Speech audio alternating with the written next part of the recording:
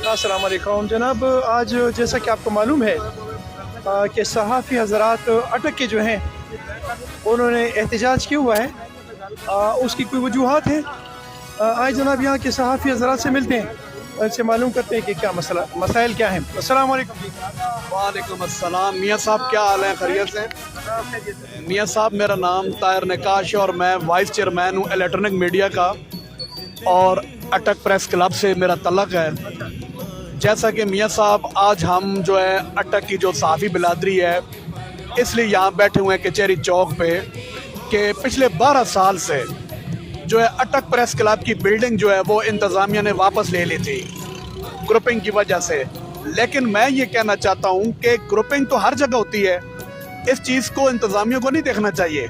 Grouping तो फिर भी होगी, उन्हें चाहिए कि एक बिल्डिंग, सरकारी बिल्डिंग हमें दे दें जिसके अंदर हर तरह का सहाफ़ी, चाहे वो अखबार का है, टीवी चैनल का है, सोशल मीडिया का है, वो वहाँ आके अपनी रिपोर्टिंग कर सके, अपनी खबर बना सके, उसके पास एक बैठने की जगह हो। मगर अटक इंतज़ामिया ने एक नए जो है अंदाज है उनका, नए उन्होंने अपना एक वतीरा बनाया हुआ है जी कि यहाँ 2 ग्रुप है।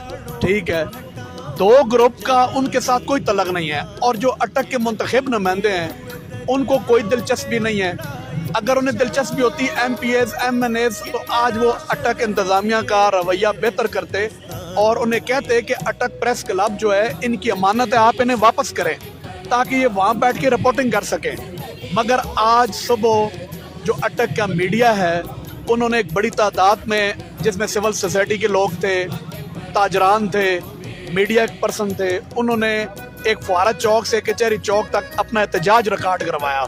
और उसके बाद हमारी जो ADCR साहब हैं उनसे हमारी मुलाकात हुई, और उस मुलाकात में उन्होंने हमें यकीनदानी कराई कि आपके जो ये मसला है इस पे हम DC साहब से बात करके तो इस मसले को हल करते हैं। तो मियाँ साहब आपका मैं ममनून हूँ, मशकूर हूँ कि जब भी कोई अवामी मसला हुआ, अगर हम उसे नहीं उठा सके तो उसको आपने उठाया, तो ये बहुत बड़ी बात है। आप सदका जारिया रखे हुए, और मैं अक्सर आपको सोशल मीडिया में देखता हूँ और वो पॉइंट आप जो है रेस कर रहे होते हैं कि जो सही मायनों में रिपोर्टिंग है।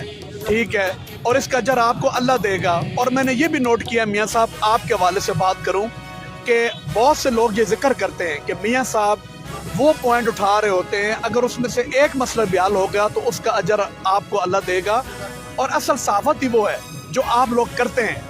तो आज ये हमारा भी एक मसला था जिसे आपने उठाना ज़रूरी समझा, और आज आप हमसे कमेंट्स ले रहे हैं कि आप किस वजह से यहाँ बैठे हैं। तो आज अटक प्रेस क्लब के जो मेम्बरान हैं, अहदेदारान हैं, यहाँ कचहरी चौक पे अभी बैठे हुए हैं। तो अभी देखें अटक इंतज़ामिया क्या मैसेज हमें देती है, कि अगर उनका ये मैसेज हुआ कि आपको प्रेस क्लब दे देंगे तो फिर तो हम उनके साथ कोई हमारी बात हो सकती है।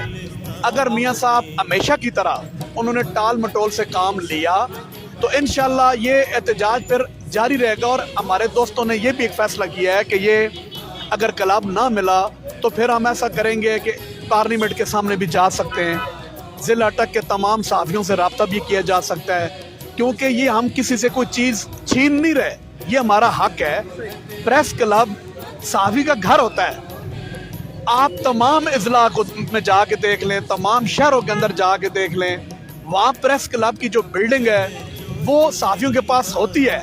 लेकिन अटक में कोई अनोखा रवाज है, अनोखा इनका अंदाज है कि जी 2 ग्रुप हैं जी, 6 ग्रुप टिके रहे। इस चीज़ का ग्रुपिंग के साथ कोई तलक नहीं है।